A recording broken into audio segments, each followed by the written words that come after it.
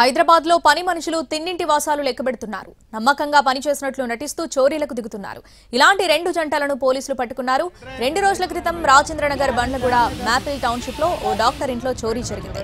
నెల రోజుల క్రితం బీహారీ దంపతులు ఆ ఇంట్లో పని మనుషులుగా చేరారు. నమ్మకంగా పనిచేశారు. అయితే 2 రోజుల క్రితం బజార్కు వెళ్లి వస్తామని వెళ్లారు. తర్వాతి రోజు వరకు ఇంటికి రాకపోవడంతో అనుమానంతో బీరువాలు చూశారు. 45 లక్షల విలువైన డైమండ్ నెక్లెస్, బంగారు, వెండి ఆభరణాలు, కొంత నగదు మాయమైనట్లు గుర్తించి పోలీసులకు ఫిర్యాదు చేశారు. ప్రత్యేక బృందాలను ఏర్పాటు చేసి పోలీసులు నిందితులు బీహార్ పారిపోతూ ఉండగా రైల్వే స్టేషన్లో అరెస్ట్ చేశారు. ఇటు కాలాపతార్లోనూ ఓ జంట తమ యజమాని ఇంట్లో దొంగతనం చేశారు.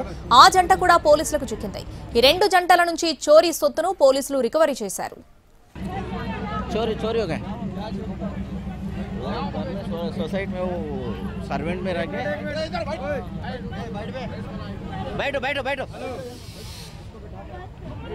बैठ रहे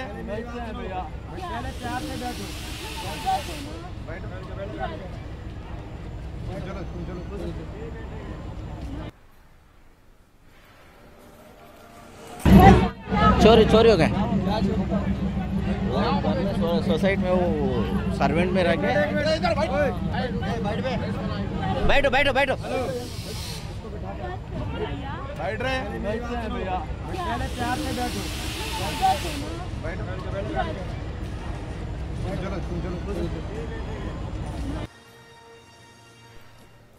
హైదరాబాద్ లో పని మనుషులు తిన్నింటి వాసాలు లెక్కబెడుతున్నారు. నమ్మకంగా పనిచేసినట్లు నటిస్తూ చోరీలకు దిగుతున్నారు.